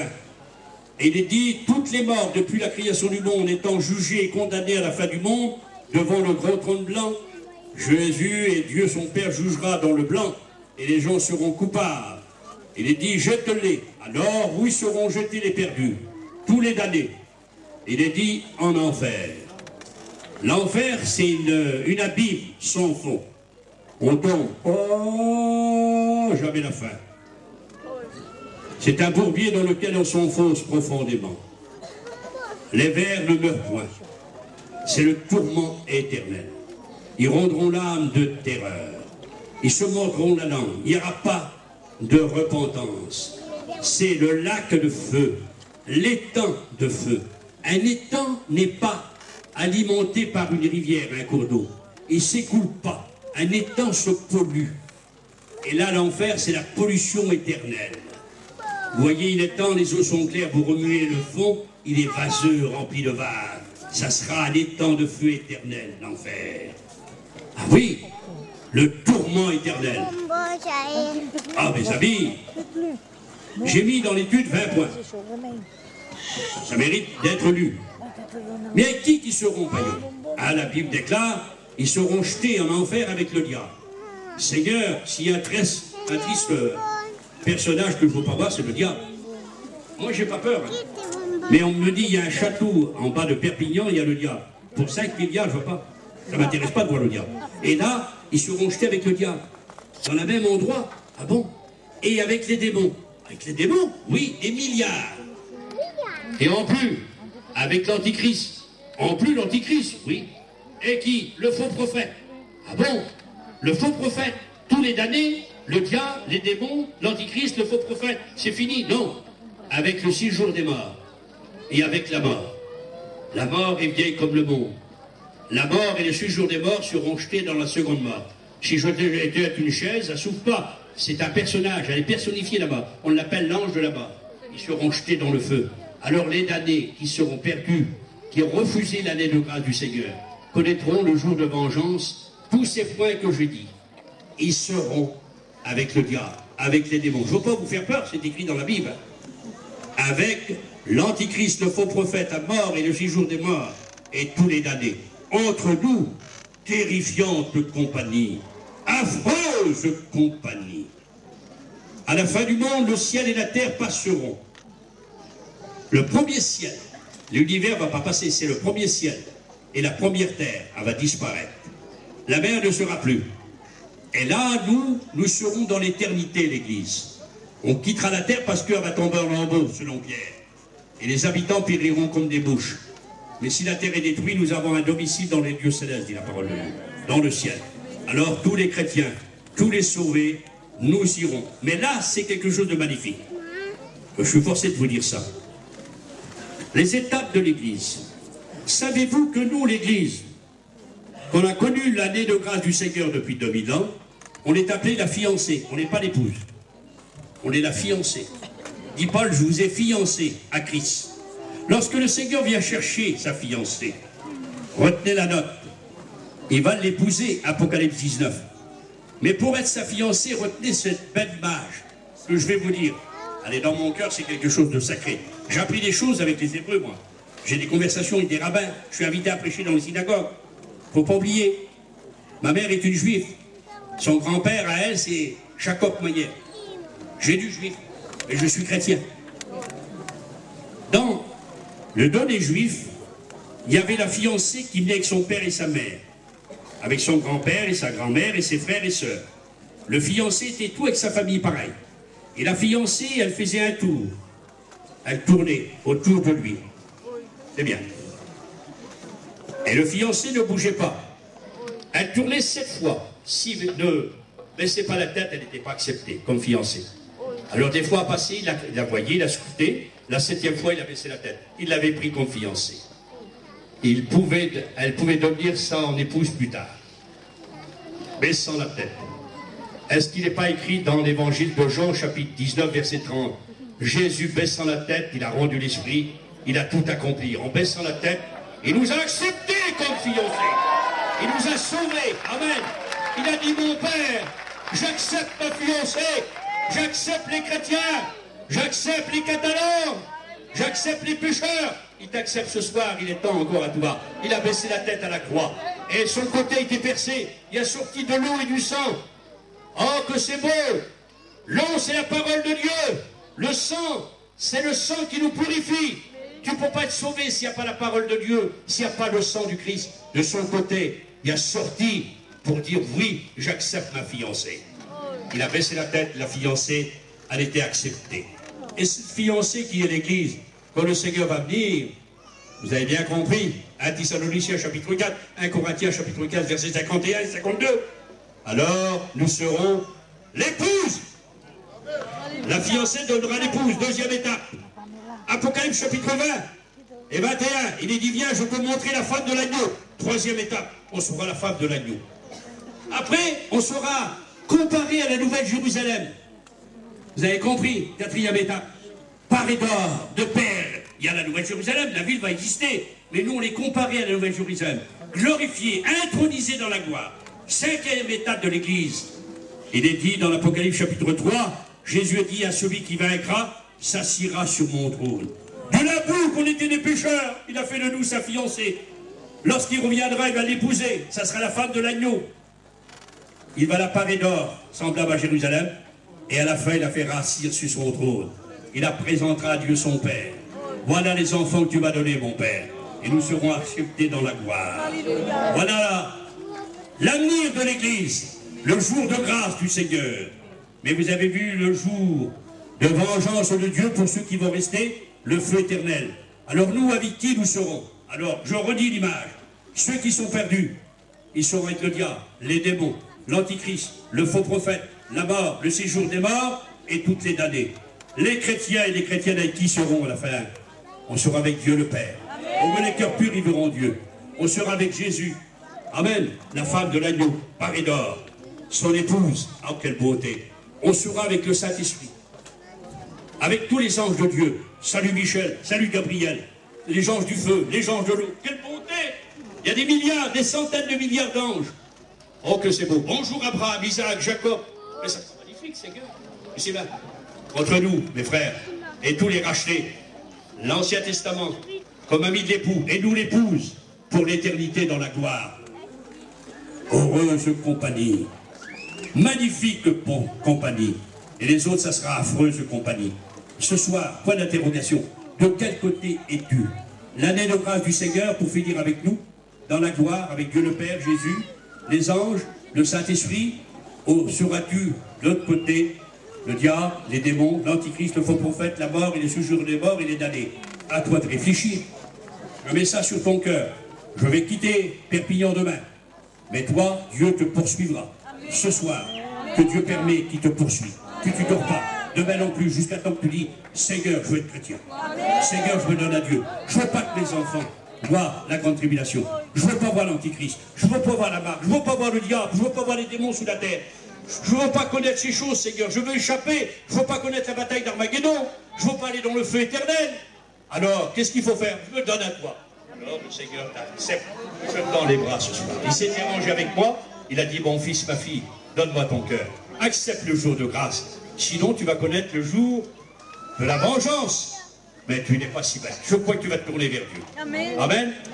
Que le Seigneur nous bénisse et nous fasse comprendre tout ce que j'ai dit dans cette image. Jour de grâce de 2000 ans. Le jour de vengeance est lorsque l'Église est enlevée jusqu'à la fin du monde. Voilà la destinée, le programme pour ceux qui ne sont pas chrétiens. Toutes ces choses que j'ai dit, diable sur la terre, démons, antichrist, faux prophètes, la marque, vous avez bien compris, l'adoration de la bête, les 7 sceaux, les 7 trompettes par les 7 anges, les 7 coupes. À la fin, c'est la destruction, pas de l'âme. C'est l'enfer éternel, avec le diable, les démons, l'antichrist, le faux prophète, la mort. Voilà le programme pour ceux qui ne sont pas sauvés. Le programme à nous, c'est d'être avec Dieu le Père, Jésus, l'Esprit Saint, les anges, dans le ciel de gloire pour l'éternité. Quelle différence, quelle beauté. Ceux qui ont été intelligents brilleront comme des étoiles. Oh, mes frères, je vais donner à Dieu, j'avais 15 ans. À refaire, je me redonnerai à Dieu. À refaire, je me redonne à Dieu. Je ne regrette rien. J'ai réussi ma vie. Il y a des gens qui réussissent. Avoir des réussites, c'est bien. Mais réussir sa vie, c'est mieux. Réussir sa vie, c'est être sauvé par Jésus-Christ. Les réussites, tu n'iras pas au ciel. Réussir ta vie, le Christ, ce soir, l'année de grâce, accepte-la. Retrograde. Le Seigneur te dit 3 grands points. Il dit dans l'évangile de Jean, il l'a dit à Pierre, toi, bon chrétien, Jélus, reste bon chrétien et suis-moi. Toi, retrograde, le Seigneur te dit, reviens à moi comme le Fils prodigue et suis-moi. Toi qui n'es pas chrétien, le Seigneur te dit, toi qui n'es pas sauvé, donne-toi à moi et suis-moi. Bon chrétien, reste avec moi. Retrograde, reviens à moi. Perdu, donne-toi à moi. Et tu n'en regretteras pas, tu seras béni. Amen. Tu vas connaître l'année de grâce du Seigneur. Laisse le jour de vengeance. C'est pas pour toi, pour tes enfants et ta femme. Amen. Prions Dieu quelques instants.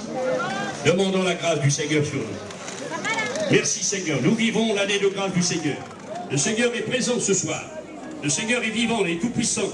Il est prêt à te tendre la main. Il a versé son sang pour toi. Il a baissé la tête. Il a dit tout est accompli. Il est mort pour toi. Tu es coupable de la mort du Christ. Il est mort pour toi. Les têtes sont baissées, les yeux sont fermés. Si quelqu'un voudrait dire, moi je veux être sauvé aussi. Je veux que ma femme soit sauvée. Je veux que mes enfants soient sauvés. Je ne veux pas connaître ces jours de tourment dans la grande tribulation. Je me donne à toi, Seigneur. Alors vous se levez, vous demandez au Seigneur qui vous aide. Les retrogrades, levez-vous. Donnez-vous à Dieu. Revenez à Dieu. Et ceux qui sont pécheurs, donnez-vous à Dieu. Il y a des personnes qui se lèvent. Que Dieu vous bénisse. Attendez quelques instants. Donnez-vous à Dieu, mes amis. Nous prions Dieu. Que Dieu vous poursuive. Que Dieu vous aide. Seigneur, tu vois ces personnes. Oh Seigneur, ils ont besoin de toi. Il y a des hésitations, mais toi, tu touches les retrogrades. Tu touches les perdus, Seigneur. Et tu fortifies les chrétiens. Au nom de Dieu, par Jésus-Christ, le Sauveur et le Saint-Esprit dans l'autorité de la Bible, que Dieu nous bénisse à chacun. Amen. Et Amen.